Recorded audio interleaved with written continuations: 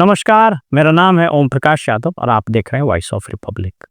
17 जुलाई को पारस हॉस्पिटल में चंदन मिश्रा नामक एक सजा याफ्ता अपराधी की 5 लोगों ने हत्या कर दी थी। उसके सीसीटीवी वीडियो फुटेज वायरल हैं और आप उसको देख सकते हैं। देखिए निकाल रहा है।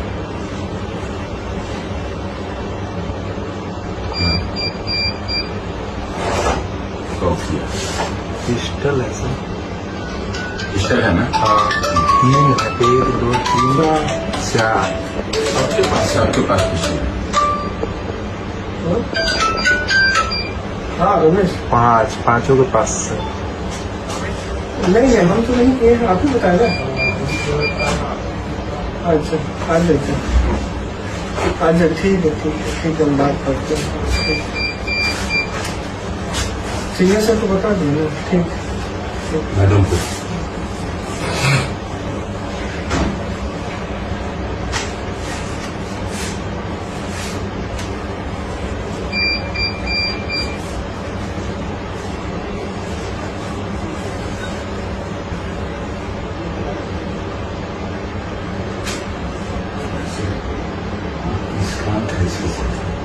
अटेंडेंस स्टार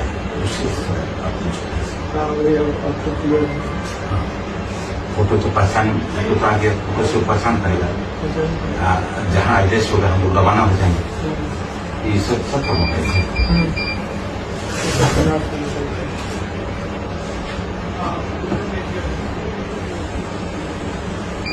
उसका अटेंडेंस तो बुलाइए किस काम को? उसको भी गोली लगी, उसको भी लगा है। पहले गोली लगी।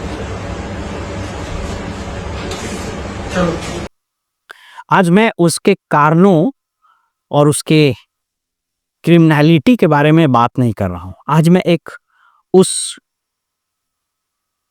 हत्याकांड में जो अपराधी गए थे उसके हिडन एजेंडे पर बात करता हूं।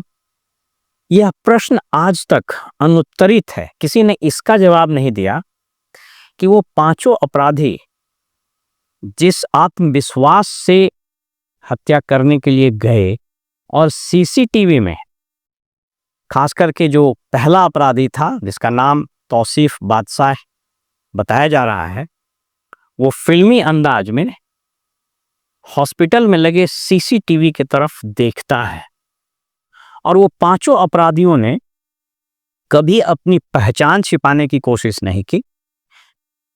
अलबत्ता उन सबों ने यह प्रयास किया कि उसकी पहचान बिल्कुल सार्वजनिक हो जाए, उसके चेहरे सीसीटीवी फुटेज पर स्पष्ट रूप से दिखाई दें। अब प्रश्न उठता है कि कोई भी अपराधी जब अपराध करता है तो सामान्य तौर पर वो सीसीटीवी से बचना चाहता है।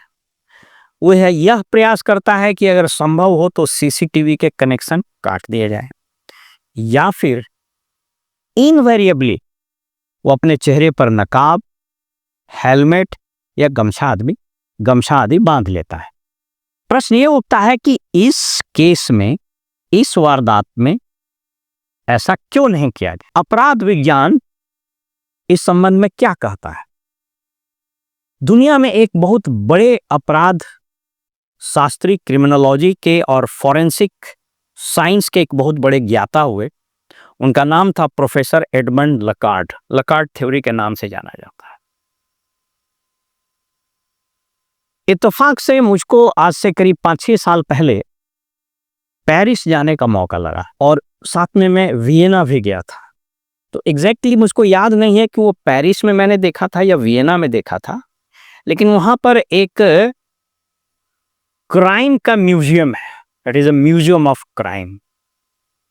तो मैं उत्सुकतावश उस म्यूजियम में गया था। एग्जैक्ट याद नहीं, संभवतः ये पेरिस में है या वियना में है, बट वो इम्पोर्टेंट नहीं। इम्पोर्टेंट यह है कि वो म्यूजियम ऑफ क्राइम है।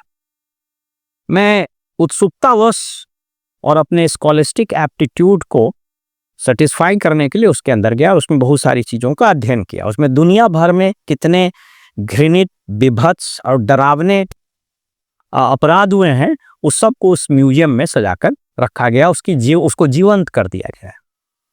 इन सभी के आधार पर मैं इस संबंध में 2 थ्योरी दे रहा हूं आपको कि उसने चेहरे क्यों नहीं ढके, उसने अपनी पहचान क्यों नहीं छिपाई, अलबत्ता उसने ऐसा बिहेव क्यों किया, ऐसा स्टाइल क्यों अपनाया ताकि उसका पहचान स्पष्ट रूप से पुलिस को दिखाई पड़ जाए और वो बहुत इजीली आइडेंटिफाई हो जाए। नंबर 1, क्रिमिनोलॉजी कहता है कि जो अपराधी होता है, क्रिमिनल्स होता है, वो सामान्यतः एक आम शहरी से ज्यादा साहसी होता है। इस बात को याद रखिएगा, वो आम शहरी से, आम आदमी से, इवन पुलिस वालों से ज्यादा साहसी होता है। तो इसका पहला इंटेंशन ये हो सकता है कि ऐसा करके वो अपनी पहचान सार्वजनिक करना चाह रहा था ताकि अगली बार जब वो किसी को कॉल करे रैंसम के लिए, धमकी दे या सुपारी ले, तो उसका रेट हाई हो जाए। और आप निश्चिंत रहिए, आप इसको ट्रैक कीजिएगा कि ऐसे भी यहाँ पर क्रिमिनल्स का कितना कन्विक्शन होगा। अगर कन्विक्शन भी होगा या अंडर ट्रायल भी रहेगा तो जेल से जैसे धड़ल्ले से अपराधियों के नेटवर्क चलते हैं, इसका भी नेटवर्क चलेगा। तो पहला तो इसका इंटेंशन ये है, हो सकता है, और ये निश्चित रूप से रहा होगा कि इसका टीआरपी बढ़ जाए, इसका रेट बढ़ जाए। तो अगली बार किसी का सुपारी ये लेगा तो उसका रेट डबल और ट्रिपल हो जाएगा। और दूसरा, अगली बार ये किसी से रंगदारी मांगेगा तो उसका रेट डबल या ट्रिपल हो जाएगा। दूसरी बात ये हो सकती है कि जब इसने अपराध किया तो एक चीज तो तय था कि जब ये अपराधी हत्या करेगा उसको, तो इसके, चूंकि ये गैंग वॉर है, तो राइवल गैंग्स को पता चल जाएगा और ये मारा जाएगा। इसलिए ये चाह रहा था, ये अपनी आइडेंटिटी को पुलिस के सामने जाहिर होने दे रहा था ताकि पुलिस इसको गिरफ्तार कर ले और ये जेल में चला जाए ताकि ये वहां सेफ रहे। क्योंकि अगर ये बाहर रहता, अगर ये अपनी पहचान छिपाता, पुलिस इसको आइडेंटिफाई नहीं कर पाती और ये गिरफ्तार नहीं हो पाता। लेकिन अपराधी गैंग को तो मालूम हो जाता किसने मारा था, उसके नेटवर्क, उसका आसूचना तंत्र, उसका इंटेलिजेंस पुलिस से ज्यादा मजबूत होता है।